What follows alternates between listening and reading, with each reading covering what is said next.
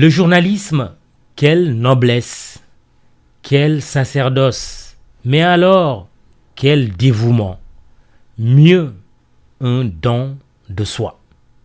Ainsi, Abou Mamadou Sy, Ousmane Ndiaye et Yoro Mamadou Diallo, 3 jeunes vaillants soldats de l'information, sont tombés sur le champ de l'honneur.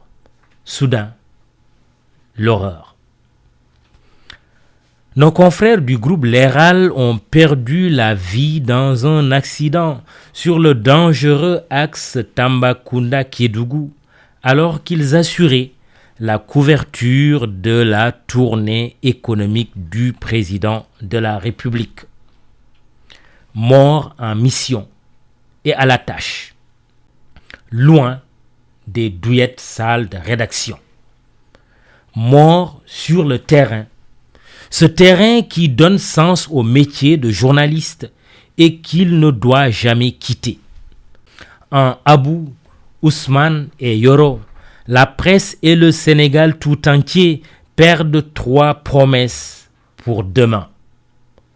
Dieu fasse que leur disparition cruelle ne passe pas par pertes et profits, qu'ils ne soient pas sacrifiés comme d'autres avant eux sur l'autel de nos incuries.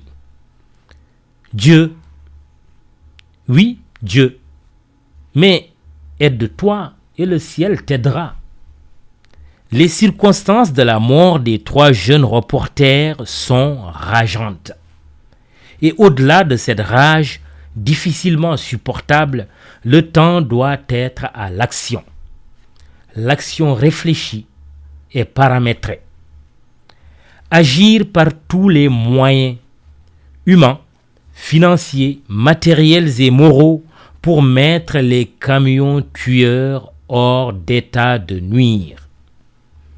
Peu importe que ces gros porteurs soient maliens, sénégalais ou chinois, ils sèment la mort sur nos routes, à l'image du gros pneu fou qui s'est détaché du camion pour aller heurter le véhicule de reportage de Leral. La seule réalité qui compte donc est qu'il tue abondamment en campagne comme en ville. Ces camions n'abrègent pas que la vie des journalistes. Le même jour de l'accident mortel des confrères, un autre mastodonte a écrasé jusqu'à ce que mort s'en suive un jeune de la ville de Gandiaye, situé à environ 25 km de Kaolack. Un deuxième qui arrivait derrière à vive allure est passé sur le corps sans vie de la victime, témoignent les habitants qui n'avaient que leurs yeux pour pleurer et que des pneus pour brûler au milieu de l'asphalte.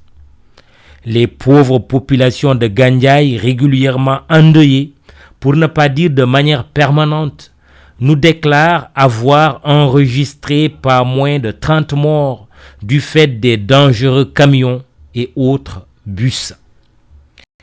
Gandiaye est aujourd'hui tristement peuplé de veuves, veufs et orphelins. Les ralentisseurs et dodanes réclamés par tout Gandiaye et environ sont restés lettres mortes, sous le prétexte servi par les pouvoirs publics que la loi sur la RN, route nationale, ne l'a pas prévu. Et pourtant, cette même loi interdit aux camions de circuler à certaines heures. Il faudrait plutôt des dos de chameau au regard de la profondeur du mal. Stop. Les statistiques donnent froid dans le dos.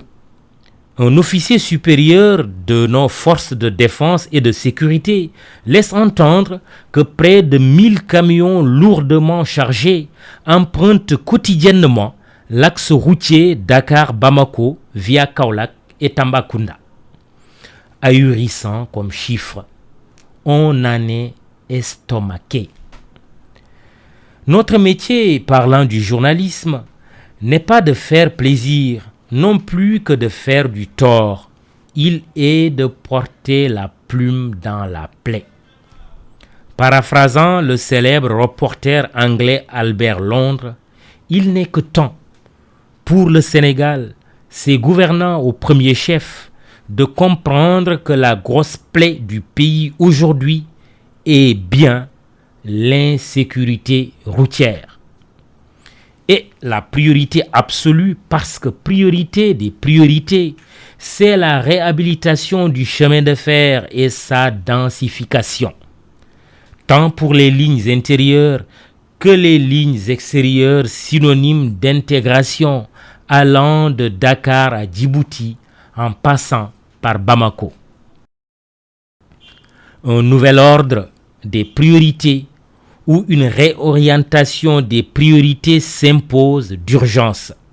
Certes, la politique des infrastructures routières, avec des voies à la hauteur de nos ambitions, doit être poursuivie et accentuée compte tenu du regard accusé sur près d'un siècle.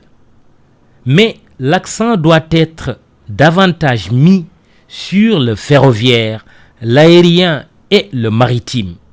Après la terre, le temps est venu de conquérir le fer, la mer et les airs.